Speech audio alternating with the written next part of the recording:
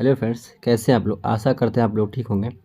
आज हम लोग देखेंगे एडुटेरिया के 5000 क्वेश्चन का सेट नंबर 61 और सेट नंबर 62 दोनों को एक साथ देखेंगे और देखते हैं आज का पहला क्वेश्चन क्या है। इसमें नदी और स्थल का मिलान करना है, ठीक है। तो सिंधु नदी जो है वह कौन से स्थल के पास है, तो मोहनजोदड़ो के पास। भोगवा जो है वो किस नदी के पास है, कौन से स्थल के पास है, भोगवा नदी लोथल के पास। हिंडन नदी आलमगीरपुर और घग्गर कालीबंगा, ठीक है। तो ऑप्शन नंबर इसका सी हो जाएगा, एक का क्या हो जाएगा, ऑप्शन नंबर सी। इसके बाद हम लोग देखते हैं गौतम बुद्ध के जीवन पर किसने लाइट ऑफ एशिया पुस्तक की रचना की थी। तो लाइट ऑफ एशिया पुस्तक की रचना किसने की थी, एडविन अर्नाल्ड ने। किसने, एडविन अर्नाल्ड ने किया था गौतम बुद्ध की जीवन की रचना, ठीक है। जीवन की एशिया, लाइट ऑफ एशिया, ठीक है। इसके बाद देखते हैं ये सूची 1 और सूची 2 को मिलान करना है। खजुराहो क्या है, खजुराहो किससे संबंधित है। तो खजुराहो जो है यह चंदेल राजा से संबंधित है। एलोरा किससे संबंधित है, तो राष्ट्रकूट से। दिलवाड़ा किससे संबंधित है, तो दिलवाड़ा जो है वह सोलंकी से संबंधित है। दशावतार जो है गुप्त राजा से संबंधित, किससे, गुप्त राजा से, ठीक है। इसके बाद हम लोग देखते हैं किस मकबरे को द्वितीय ताजमहल के नाम से जाना जाता है। किस मकबरे को द्वितीय ताजमहल के नाम से जाना जाता है, इसका आंसर क्या हो जाएगा, रबिया-उद-दौरानी का मकबरा। किसको, रबिया-उद-दौरानी का मकबरा को द्वितीय ताजमहल के नाम से जाना जाता है। मुगल काल में दरोगा पद था, तो मुगल काल में जो दरोगा पद था वह टकसाल अधिकारी था। क्या था, टकसाल अधिकारी। क्या था, मुगल काल में दरोगा जो पद था वह टकसाल अधिकारी था, ठीक है। इसके बाद देखते हैं किस मुगल शासक को साहेब बेखबर के नाम से जाना जाता है। तो किस मुगल शासक को साहेब बेखबर के नाम से जाना जाता है, तो बहादुर शाह प्रथम को। किसको, बहादुर शाह प्रथम को साहेब बेखबर के नाम से जाना जाता है। निम्नलिखित में से किसने लॉर्ड कर्जन की प्रशासन की तुलना औरंगजेब की प्रशासन से की थी। किसने लॉर्ड कर्जन की जो तुलना थी वह औरंगजेब के प्रशासन से की थी, तो किसने किया था, गोपाल कृष्ण गोखले, जो कि महात्मा गांधी के राजनीतिक गुरु थे। गोपाल कृष्ण गोखले ने किया था कर्जन की तुलना, ठीक है, औरंगजेब से। हारटोक समिति क्या है, हारटोक समिति। हारटोक समिति का संबंध निम्नलिखित में से किससे था, तो हारटोक समिति का संबंध किससे था, यह समिति था शिक्षा से। किससे, शिक्षा से संबंधित था। इसके बाद भगत सिंह और बटुकेश्वर दत्त ने केंद्रीय विधानसभा में बम फेंका था। कब, भगत सिंह और बटुकेश्वर दत्त ने केंद्रीय विधानसभा में बम फेंका था। कब, तो कब फेंका था, 8 अप्रैल 1929 को। कब फेंका था, 8 अप्रैल 1929 को, ठीक है। भगत सिंह और बटुकेश्वर दत्त ने केंद्रीय विधानसभा में बम फेंका था 8 अप्रैल 1929 को।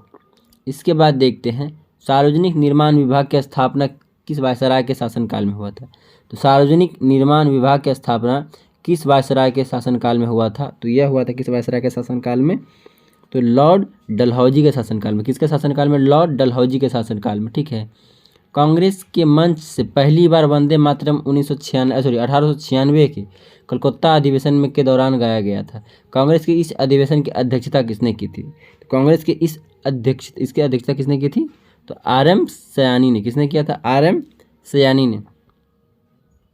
इसके बाद देखते हैं मद्रास टेनेंसी एक्ट कब लागू हुआ था। तो मद्रास टेनेंसी एक्ट कब लागू हुआ था, तो यह लागू हुआ था 1898 में। कब लागू हुआ था, 1898 में, ठीक है।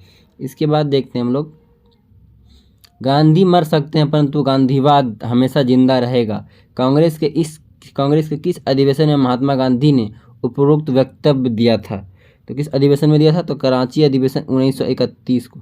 कराची अधिवेशन 1931 को।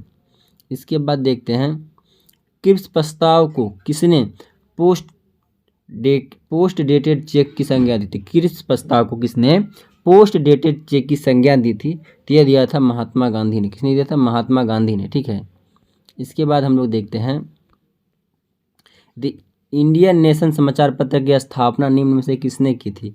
तो इंडियन नेशन समाचार पत्र की स्थापना किसने की थी, तो यह किया था महाराजा कामेश्वर सिंह ने। किसने किया था, महाराजा कामेश्वर सिंह ने द इंडियन नेशन समाचार पत्र की स्थापना की थी।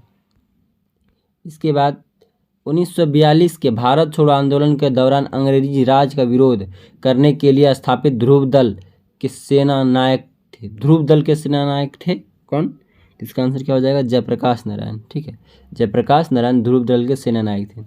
इसके बाद नौजवान भारत सभा की स्थापना किसने की थी? तो नौजवान भारत सभा की स्थापना किसने की थी?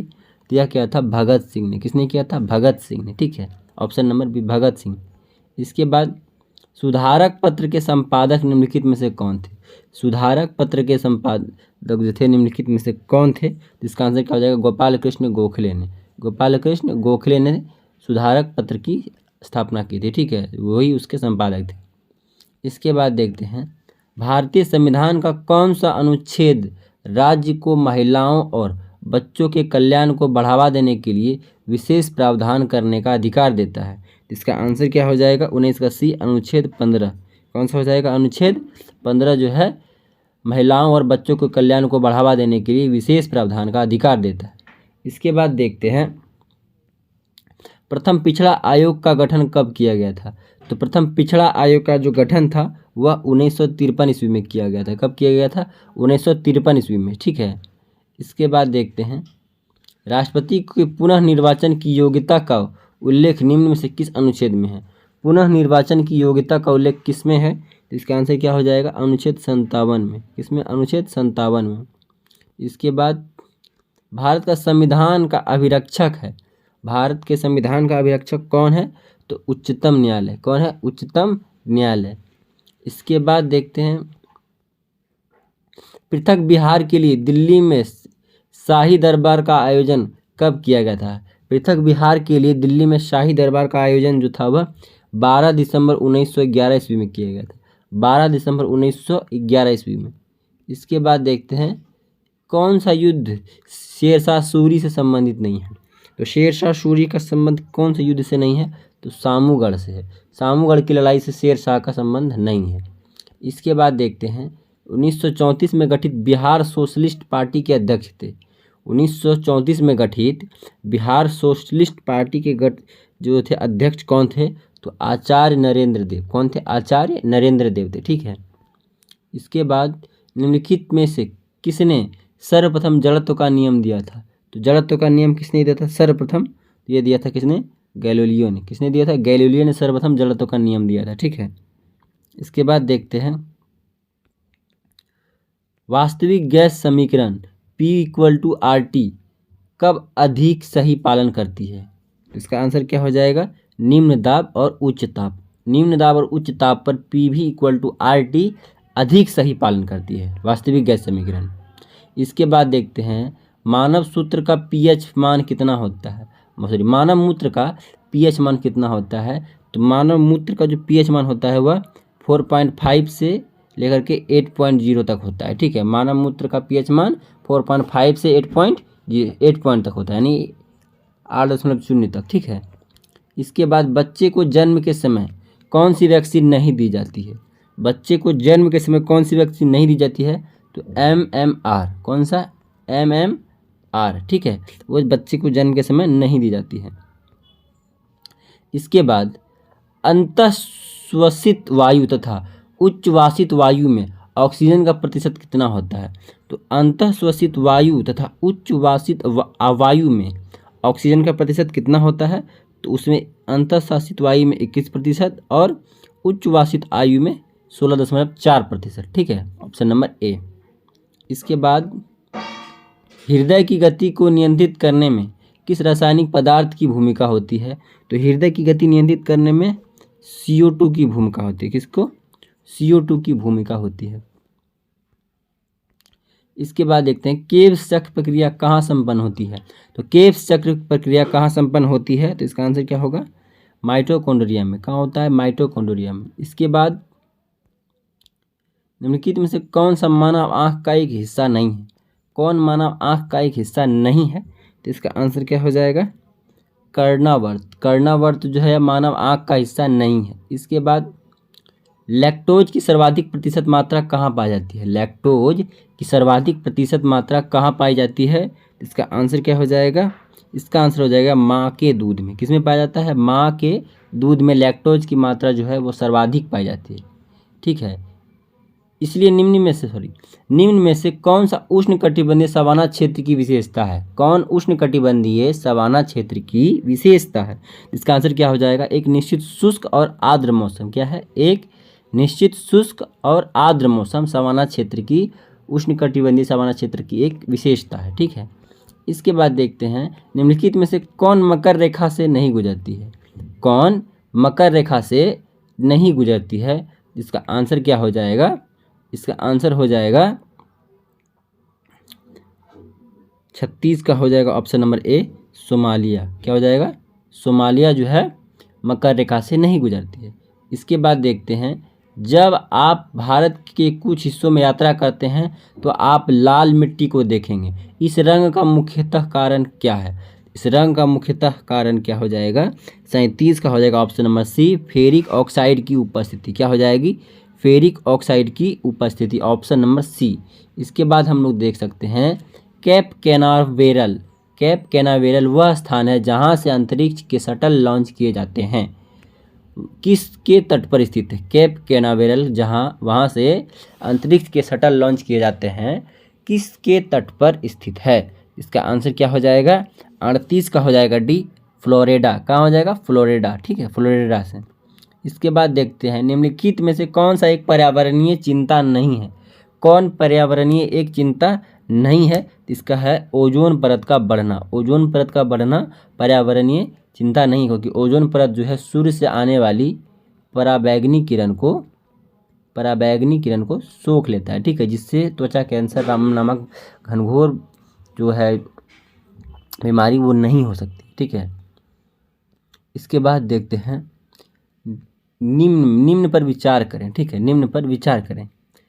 गर्म और शुष्क जलवायु, हल्की और गीली सर्दी, सदाबहार ओक के पेड़। उपरोक्त भौगोलिक विशेषता निम्नलिखित में से किस क्षेत्र की विशेषता है? ये तीनों विशेषता किस क्षेत्र की विशेषता है? इसका आंसर क्या हो जाएगा? भूमध्य सागरीय क्षेत्र में पाया जाता है गर्म और शुष्क जलवायु, हल्की और गीली सर्दी और सदाबहार ओक के पेड़ भूमध्य सागरीय क्षेत्र की विशेषता है। ठीक है, इसके बाद हम लोग देखते हैं निम्नलिखित में से कौन सी नदी ऑस्ट्रेलिया में नहीं बहती है। ऑस्ट्रेलिया में कौन सी नदी नहीं बहती है? तो यह ऑरेंज नदी जो है यह ऑस्ट्रेलिया में नहीं बहती है। बाकी हंटर, फिलेंडर और गिलबर्ट नदी ऑस्ट्रेलिया में बहती है। ठीक है, इसके बाद हम लोग देखते हैं ओएनजीसी ने भारत के पहले सेल गैस रिजर्व की खोज किस राज्य में की है? तो ओएनजीसी ने भारत के पहले सेल गैस रिजर्व की खोज किस राज्य में की है? इसका आंसर क्या हो जाएगा? पश्चिम बंगाल में। ओएनजीसी ने भारत में पहले सेल गैस रिजर्व की खोज पश्चिम बंगाल में की है। इसके बाद हम लोग देखते हैं गोकाक जलप्रपात किस नदी पर है?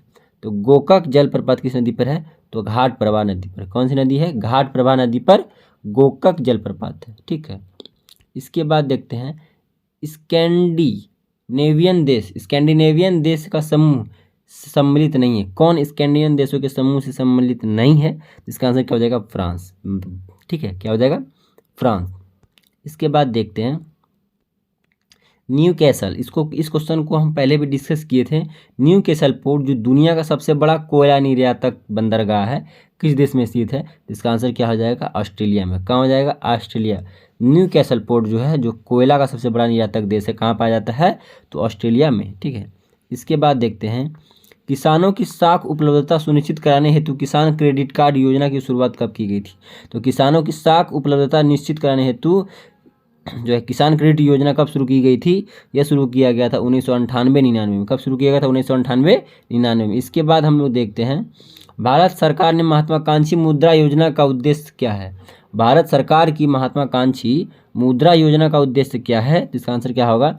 लघु उद्योगों को पूंजी उपलब्ध कराना। क्या है? लघु उद्योगों को पूंजी उपलब्ध कराना मुद्रा योजना का लक्ष्य है। भुगतान संतुलन क्या है? तो भुगतान संतुलन क्या है? तो इसका आंसर क्या हो जाएगा? किसी देश के सभी निवासियों का शेष विश्व के सभी आर्थिक व्यवहारों का विवरण। किसी देश के सभी निवासियों का शेष विश्व के सभी आर्थिक व्यवहारों का विवरण। ठीक है, इसके बाद हम लोग देखते हैं निम्नलिखित में से कौन सुमेलित नहीं है? ठीक है, तो कौन सुमेलित नहीं है? तो ओपेक। ओपेक का जो है मुख्यालय कहाँ है? यह है वियना में। कहाँ है? वियना में है, यह जेनेवा में नहीं है। ठीक है, बाकी कॉमनवेल्थ लंदन, नाटो ब्रुसेल्स और WTO जेनेवा, ये तीनों सही है। ठीक है, क्या है? सही है। बाकी ये वियना में है। ठीक है, जो कि ऑस्ट्रिया की राजधानी है। इसके बाद हम लोग देखते हैं हैलोजन में सबसे अधिक क्रियाशील है। हैलोजनों में सबसे अधिक क्रियाशील कौन है? तो इसका आंसर क्या हो जाएगा? फ्लोरीन। क्या हो जाएगा? फ्लोरीन जो है। वित्तीय आपातकाल की घोषणा को मंजूरी देने वाला प्रस्ताव संसद के दोनों सदनों द्वारा पारित किया जाता है, तो कौन से बहुमत से पारित किया जाता है? तो इसका आंसर क्या हो जाएगा? साधारण बहुमत से। ऑप्शन नंबर ए साधारण बहुमत से। ठीक है। इसके बाद हम लोग देखते हैं निम्नलिखित में से किस वीटो शक्ति का प्रयोग भारत के राष्ट्रपति द्वारा नहीं किया जाता है? किस वीटो शक्ति का प्रयोग भारत के राष्ट्रपति द्वारा नहीं किया जाता है? तो विशेषित वीटो। कौन सा हो जाएगा? विशेषित वीटो। ऑप्शन नंबर बी विशेषित वीटो का प्रयोग भारत के राष्ट्रपति द्वारा नहीं किया जाता है। इसके बाद देखते हैं वित्त विधेयक को कितने दिनों के भीतर प्रभावी हो जाना चाहिए? तो वित्त विधेयक को कितने दिनों के भीतर प्रभावी होना चाहिए? तो 75 दिन के भीतर, यानी कि 2.5 महीने के भीतर प्रभावी हो जाना चाहिए। यानी कि 75 दिन के भीतर वीटो जो है वित्त विधेयक प्रभावी हो जाना चाहिए। इसके बाद देखते हैं निम्नलिखित में से कौन से अनुच्छेद में वर्णित मूल अधिकार भारतीय नागरिक विदेशी दोनों को प्राप्त है?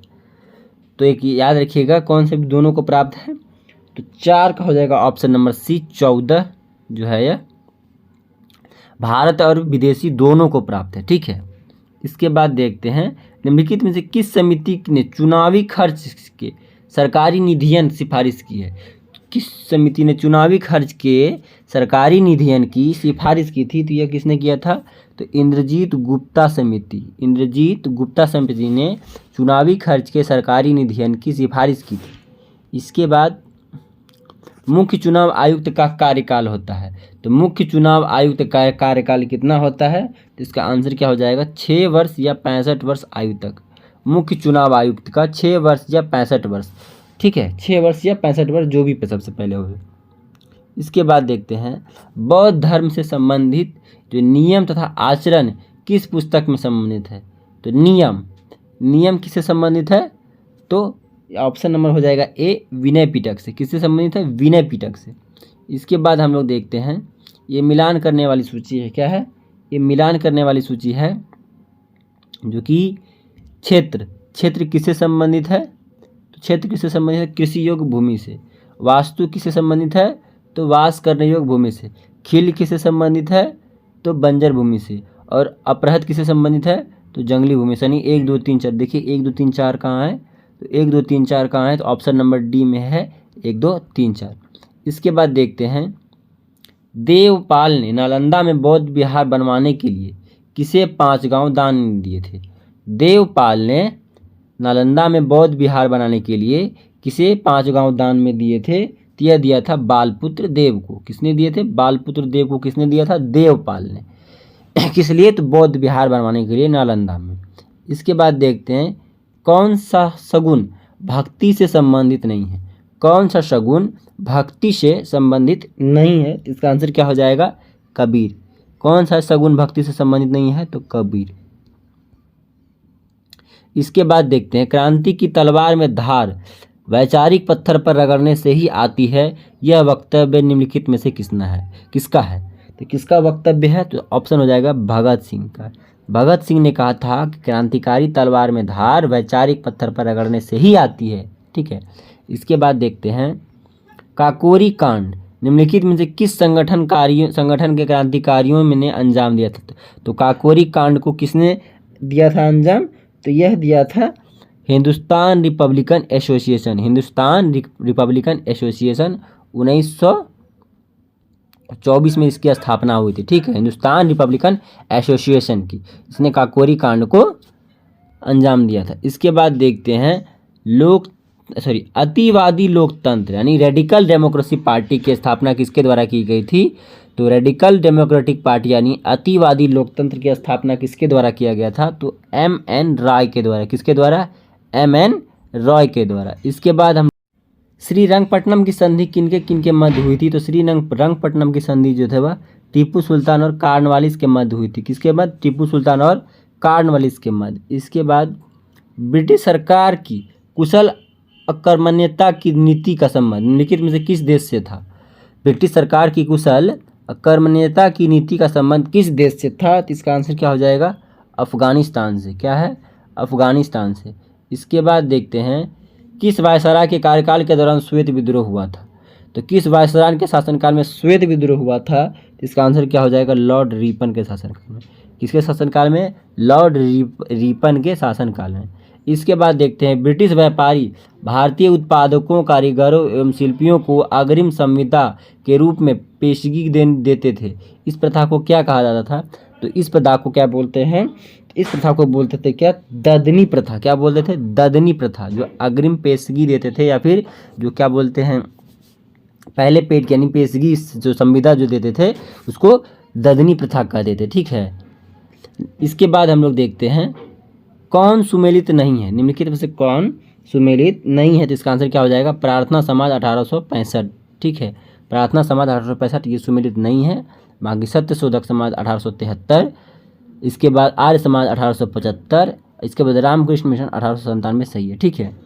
इसके बाद देखते हैं हम लोग, किस तिथि को मुस्लिम लीग ने मुक्ति दिवस के रूप में मनाया था? तो किस तिथि को मनाया था? तो इसका आंसर क्या हो जाएगा? इसका आंसर हो जाएगा 22 दिसंबर 1939 को। क्या मनाया था? 22 दिसंबर 1939 को मुक्ति दिवस के रूप में मनाया था मुस्लिम लीग ने। ठीक है। इसके बाद देखते हैं, द्वैध शासन प्रणाली का जन्मदाता किसे माना जाता है? तो द्वैध शासन प्रणाली का जन्मदाता लियोनस कार्टियस को माना जाता है। किसको? लियोनस कार्टियस को माना जाता है द्वैध शासन के जन्मदाता। इसके बाद देखते हैं, प्याज में लाल रंग निम्नलिखित में से किसके कारण होता है?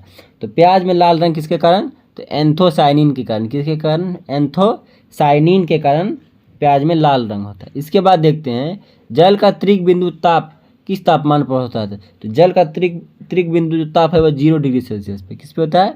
0 डिग्री सेल्सियस पे। इसके बाद हम लोग देखते हैं, लिफ्ट जब ऊपर की ओर जाती है तो क्या होता है? तो जब लिफ्ट ऊपर की ओर जाती है तो एक व्यक्ति को अपना भार बढ़ा हुआ प्रतीत होता है। यानी ऑप्शन नंबर बी, व्यक्ति को अपना भार बढ़ा हुआ प्रतीत होता है जब लिफ्ट ऊपर की ओर जाती है। ठीक है। इसके बाद देखते हैं, प्रकाश के अपवर्तन की क्रिया में क्या नहीं होता है? प्रकाश के अपवर्तन की क्रिया में क्या नहीं बदलता है? इसका आंसर क्या हो जाएगा? 24 का ऑप्शन नंबर डी, प्रकाश की आवृत्ति जो है यह नहीं बदलती है। प्रकाश के अपवर्तन की क्रिया में, प्रकाश के अपवर्तन की क्रिया में आवृत्ति नहीं बदलती है। NaCl NH4Cl के मिश्रण को पृथक करने के लिए निम्नलिखित में से किस विधि का प्रयोग किया जाता है? NaCl और NH4Cl का मिश्रण जो है उसको पृथक करने के लिए कौन सी विधि का प्रयोग किया जाता है? तो ऊर्ध्वपातन विधि का। किस विधि का? ऊर्ध्वपातन विधि का। इसके बाद देखते हैं, ये मिलान करने वाला सूची है। क्या है? मिलान करने वाला सूची है, जिसमें कि कॉपर सल्फेट जो है क्या है? कॉपर सल्फेट एक कीटनाशी है। पेनिसिलिन क्या है? जो कि प्रतिजैविक है। यूरिया क्या है? उर्वरक है। और मेलाथियान क्या है? यह एक फंगस नाशी है। ठीक है। ये हम लगता है कि पिछले ही सेट में पढ़े हुए हैं। ठीक है। इसके बाद देखते हैं, निम्नलिखित में से कौन सा जीवाणु वायुमंडलीय नाइट्रोजन का स्थिरीकरण नहीं करता है? कौन सा जीवाणु वायुमंडलीय नाइट्रोजन का स्थिरीकरण नहीं करता है? तो इसका आंसर क्या हो जाएगा? एगैरिकस। कौन नहीं करता है? एगैरिकस जो है वायुमंडलीय नाइट्रोजन का स्थिरीकरण नहीं करता है, एगैरिकस। इसके बाद देखते हैं, निम्नलिखित में से कौन सा मेडुला ऑब्लिगेंटा का कार्य नहीं है? मेडुला ऑब्लिगेंटा का कार्य नहीं है, तो इसका आंसर क्या हो जाएगा? पेशियों के संकुचन पर नियंत्रण करना मेडुला ऑब्लिगेंटा का कार्य नहीं है। बाकी रक्तचाप नियंत्रण करना, हृदय की धड़कनों को नियंत्रित करना, उपापचय नियंत्रित करना, यही मेडुला ऑब्लिगेंटा का कार्य है। ठीक है। बाकी पेशियों के संकुचन पर नियंत्रण करना मेडुला ऑब्लिगेंटा का कार्य नहीं है। इसके बाद देखते हैं, जीन की कार्यात्मक इकाई है। तो जीन की कार्यात्मक इकाई क्या है? इसका आंसर क्या हो जाएगा? सिस्ट्रॉन। ठीक है। क्या हो जाएगा? जीन की कार्यात्मक इकाई सिस्ट्रॉन हो जाएगा। जीन की कार्यात्मक इकाई सिस्ट्रॉन। इसके बाद हम लोग देखते हैं, स्तनधारियों में भ्रूण में आरबीसी बनाता है। स्तनधारियों के भ्रूण में आरबीसी बनाता है, तो इसका आंसर क्या हो जाएगा? 30 का ऑप्शन नंबर है यकृत। स्तनधारियों के भ्रूण में आरबीसी बनाता है यकृत। ठीक है।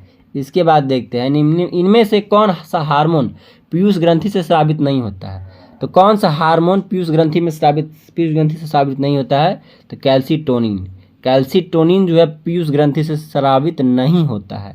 इसके बाद देखते हैं, कौन सा पदार्थ पौधे के लिए एक सूक्ष्म पोषक होता है? तो क्या होता है? सूक्ष्म पोषक बोरोन। क्या होता है? बोरोन जो है वह सूक्ष्म पोषक होता है पौधे के लिए। शरीर की विभिन्न ग्रंथियों उत्तक किससे बनती है? तो उत्तक किससे बनती है? तो यह उपकला उत्तक से बनती है। किससे बनती है? विभिन्न ग्रंथियां किस उत्तक से बनती है? तो उपकला उत्तक से बनती है। मादा जनन तंत्र में किसको मुख्य जनन अंग कहा जाता है? तो मुख्य जनन अंग कहा जाता है डिंडवाहिनी नलिका। किसको कहता है? डिंडवाहिनी नलिका।